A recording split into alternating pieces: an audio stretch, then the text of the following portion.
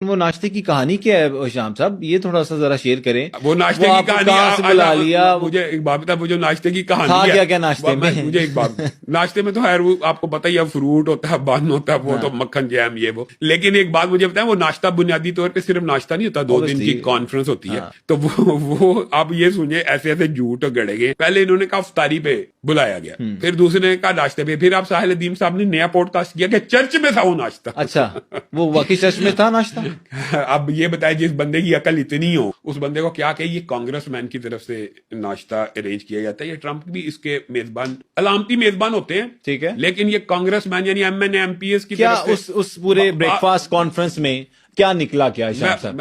اس کے اندر سے یہ نکلا کہ میری وجہ سے ٹرمپ نے ایران پہ حملہ کر دیا.